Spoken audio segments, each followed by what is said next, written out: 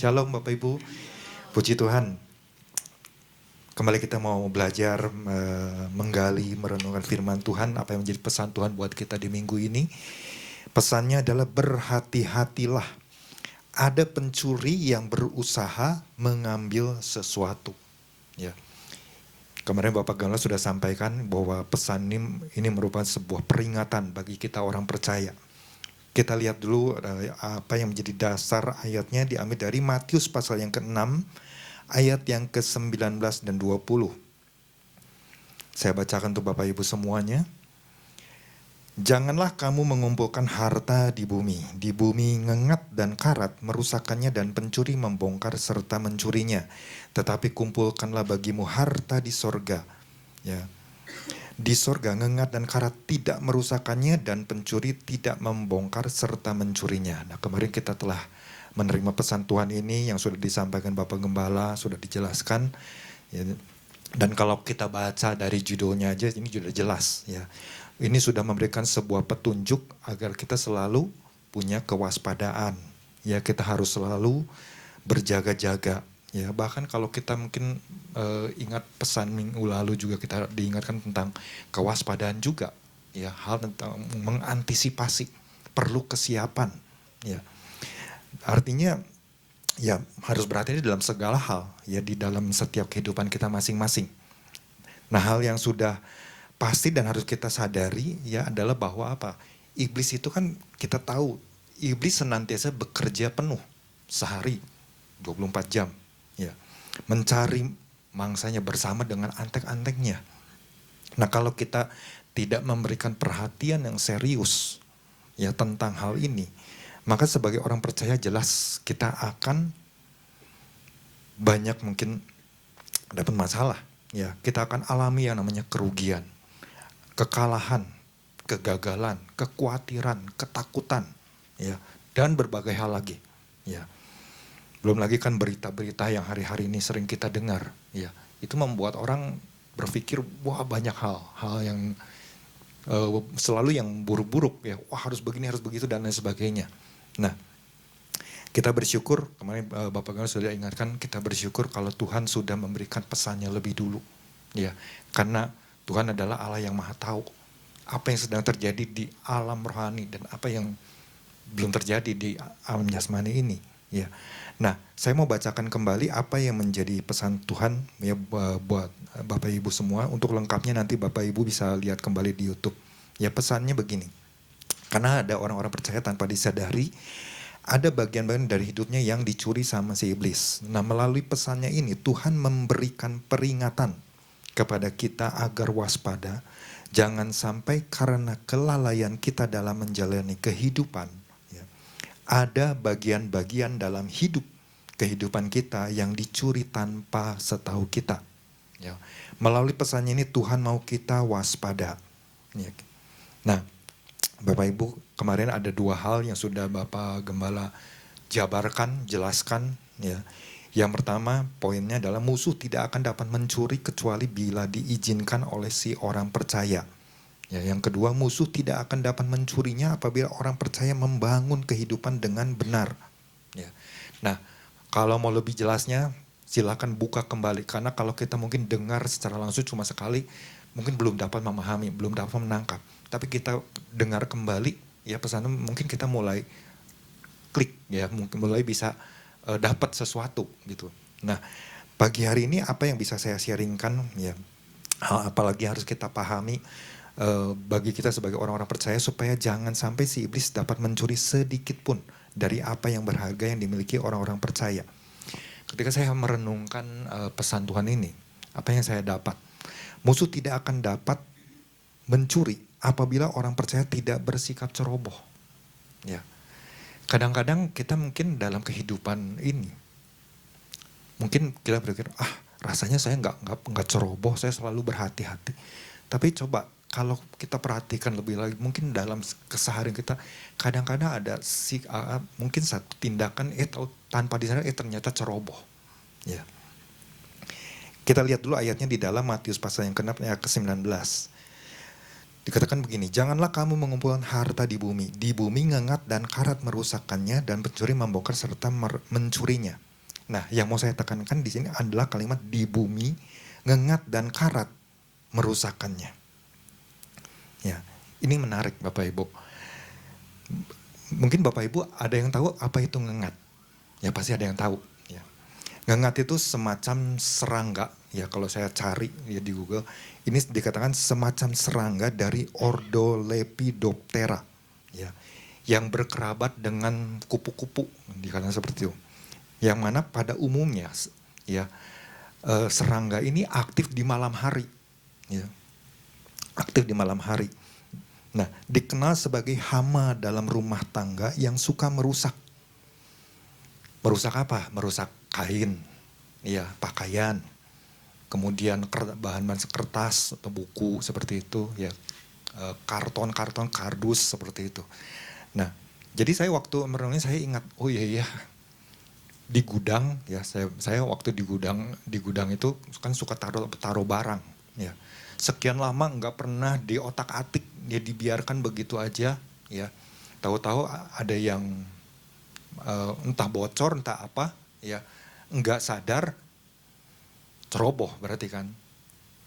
Itu bagian bawahnya tuh basah, ya. Wah, waktu saya kebetulan pada waktu itu disuruh cari barang apa gitu, saya bongkar sedikit bagian luarnya. Waduh, begitu dilihat, waduh ini kebasahan. Dan ternyata barang yang disimpan ya terkena semua kebasahan, otomatis dus-dus yang masih tersegel itu semua kebasahan. Ya akhirnya mau nggak mau dibongkar, dibuka, ya kehilangan dus yang masih originalnya itu cukup banyak dan pasti ngalami kerugian. Ya. Nah, kemudian saya coba bongkar lagi yang lain, waduh ternyata ada buku ya yang terkena rayap dan lain sebagainya. Oh, artinya saya, oh inilah yang dinamakan ngengat. Ya. Begitu juga karat. Apa sih yang bisa berkarat? Ya kita mungkin tahu besi biasanya ya berkarat. Ya, bahan seperti bahan-bahan dari seng. Kalau Bapak Ibu mungkin melihat atap-atap rumah ya yang dibangun mungkin pakai seng. Kalau nggak dilapisi ya kena air, seng itu kan cepat untuk berkarat ya. Dan kalau dibiarkan terus-menerus lama-kelamaan bocor. Ya. Nah, seperti begitu. Nah, waktu saya renungkan, iya ya, kenapa hal itu bisa terjadi? Ya karena kecerobohan diri sendiri. Betul ya?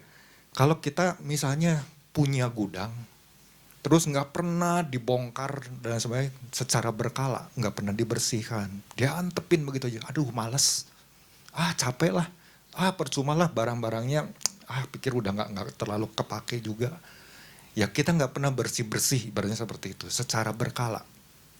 Yang terjadi ya seperti itulah, namanya ngengat dan karat. Diakibatkan apa? Kecerobohan. Ya. Jadi dari sini saya ambil satu poin, ya kadang-kadang kalau kita sebagai orang percaya, tahu sesuatu yang berharga, kita nggak mungkin ceroboh. Tapi kenyataannya mungkin dalam kehidupan, banyak hal yang mungkin ternyata ketika jalannya kehidupan, udah bersikap ceroboh. Ya. Kalau mungkin zaman dulu kan kalau namanya mobil ya, mobil kan nggak seperti zaman sekarang. Ya bahan-bahan dari mobil itu mungkin terbuat dari plat besi. Biasanya kan kalau dulu kan kalau orang misalnya orang yang suka jual beli ya. Kalau kita mau jual mobil, apa yang dilakukan oleh si orang yang jual belinya? Dia selalu ketok-ketok bagian pintu, bagian depan, pokoknya bagian kendaraan. Dia ketok-ketok untuk membedakan suaranya. Ini udah pernah kecelakaan kah? Apakah dempulnya masih original kah? Dan lain sebagainya. Ya. Atau kadang-kadang kan kendaraan juga kalau misalnya, kalau zaman dulu kan kendaraan kalau kita beli, biasanya kita bawa ke satu tempat untuk di anti karat. Ya. Kalau nggak di anti karat, ya tahu sendiri akibatnya, mudah untuk kena keropos. Ya. Kalau dibiarkan seperti itu. Nah kadang-kadang kan ada juga orang yang ceroboh, ya, tidak memperhatikan, masa udah pokoknya udah pakai aja, ya, nggak pernah dicuci, ya, nggak pernah dirawat dengan baik, ya akhirnya keropos lah, ya, sehingga cepat untuk rusak. Ya. Nah itu kan sangat disayangkan. Artinya dari sini saya menangkap, kadang-kadang sifat ceroboh itu masih ada di dalam diri orang percaya, ya. Nah saya juga pernah ngalami yang namanya kecerobohan Bapak Ibu. Ya di dalam pekerjaan. Saya dulu mungkin pernah baru saksi. Waktu ada saudara saya datang, ya dulu kan suka bikin perhiasan gitu ya. Dia kemudian menyerahkan kalungnya dan bentuk salib ya untuk dirubah model, udah bosen katanya. Jadi dia punya bahan untuk diancur kembali, diolah kembali, ya dibuat lagi dengan sesuatu yang baru. Nah, pada waktu itu saya mau jemput anak sekolah, ya kemudian tanpa disadari mungkin, ya yang saya rasakan pada saat itu mungkin ada sesuatu yang jatuh dari kendaraan waktu saya keluar dari mobil.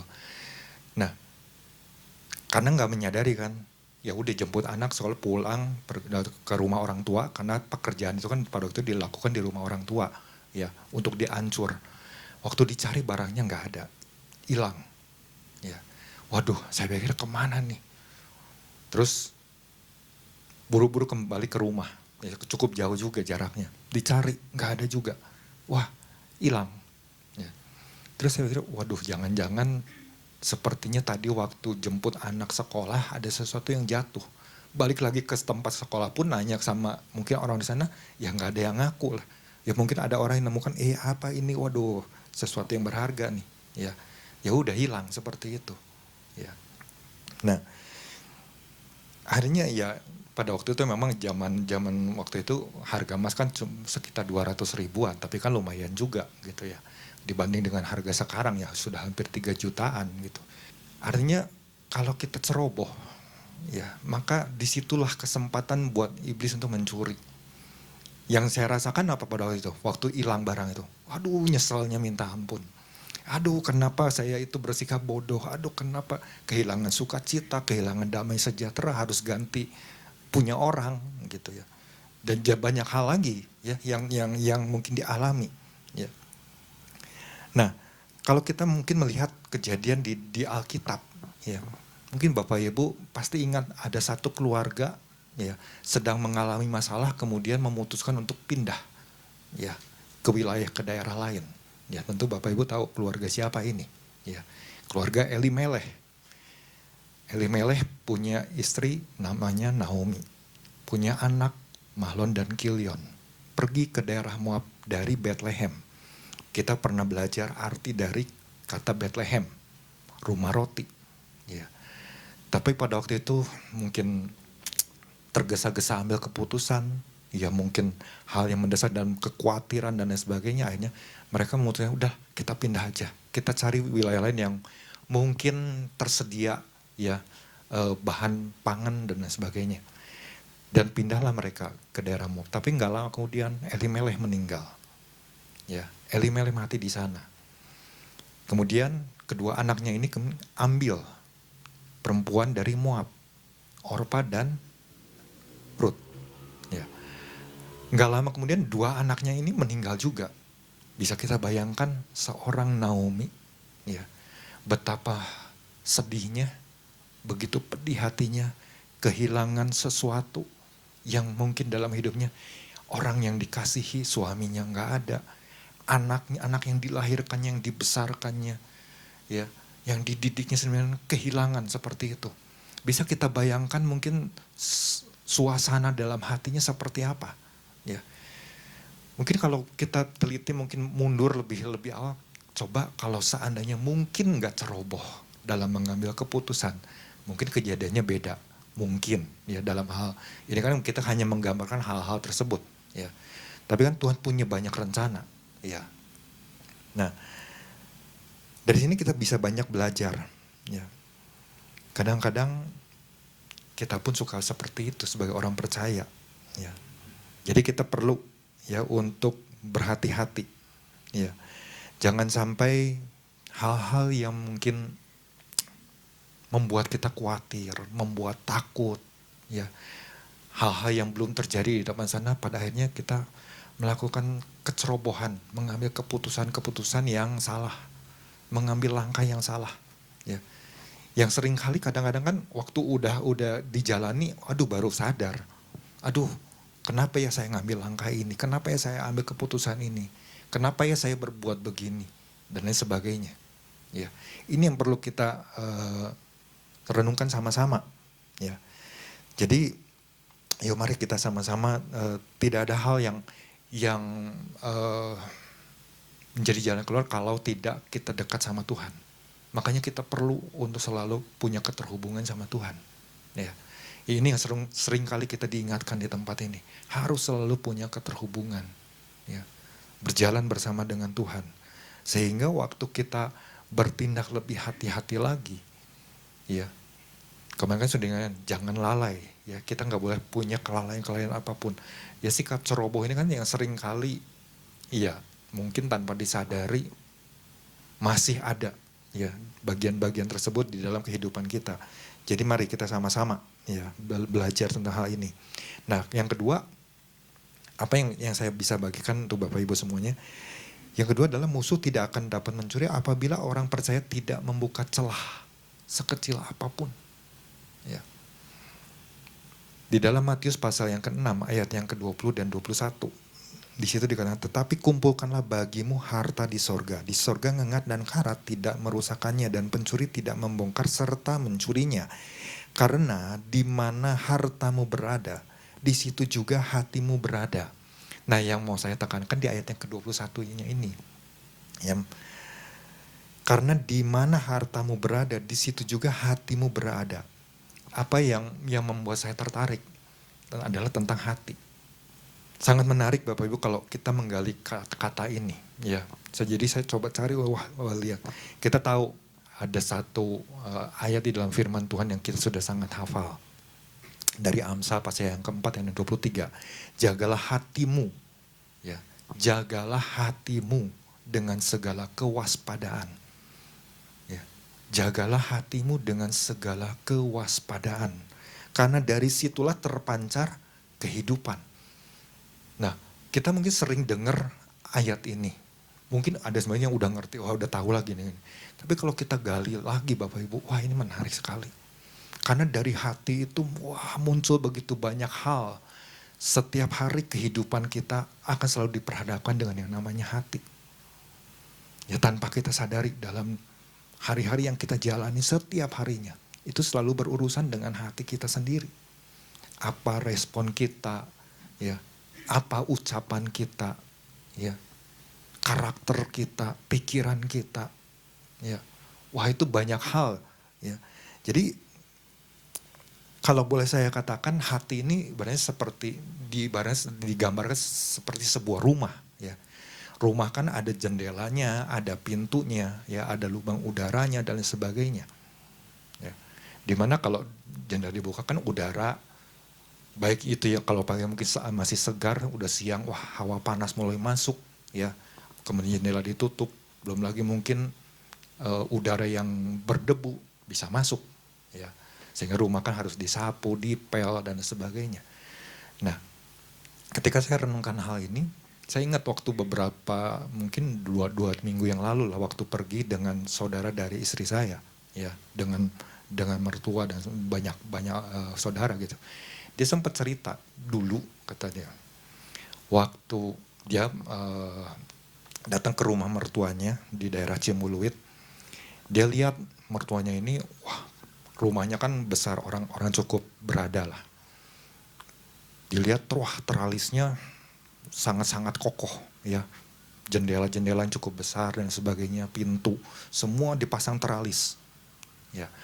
Tapi begitu dia mungkin lihat ada satu tempat, ada satu lubang kecil, ya, lubang kecil, ya celah kecil, mungkin bekas kipas udara atau cukup kecil lah, nggak dipasang teralis. Terus saudara saya ini bilang sama mertuanya, Pak, yang itu pun harus dipasang supaya nggak terjadi sesuatu yang jelek lah, ya, untuk mencegah. Tapi mertuanya ini bilang, nggak usah lah, itu nggak terlalu penting, nggak mungkin lah orang masuk, katanya. Sampai suatu hari, mungkin waktu di rumah nggak ada orang, kebobolan lah, dan barang-barang berharga ya hilang, ya. Nah, yang ada adalah apa? Mungkin sebuah penyesalan. Oh iya ya, ternyata yang kecil itu aja bisa dimasuki oleh pencuri. ya dibongkar seperti itu. Ya. Nah, kalau kita perhatikan kata hati ini dalam bahasa Ibraninya ini menggunakan kata lev, ya, L-E-V, ya. Itu dalam bentuk pendeknya. Kalau panjang suka digunakan kata levav, ya. Nah, ini dalam makna teologisnya, ya, ini hati itu adalah pusat pengambilan keputusan hati, ya, tempat di mana manusia memproses yang namanya informasi dan mengambil keputusan, ya. Kemudian juga menjadi pusat emosi dan pikiran, ya. Jadi mewakili keseluruhan batin kita, mencakup perasaan, ya, pemikiran yang terdalam, kemudian juga kondisi dari batin, ya. Kondisi dari batin yang mungkin tentang siapa diri seseorang sebenarnya, siapa tentang diri kita sebenarnya, itu ada di dalam batin, ya. Nah, makanya kan kemarin kita diingatkan tentang identitas diri, ya. Nah, kata hati dalam bahasa Yunani ini juga ini menggunakan kata kardia, ya. Kardia merujuk pada pusat kehidupan spiritual, pikiran, keinginan, perasaan, kehendak, dan karakter.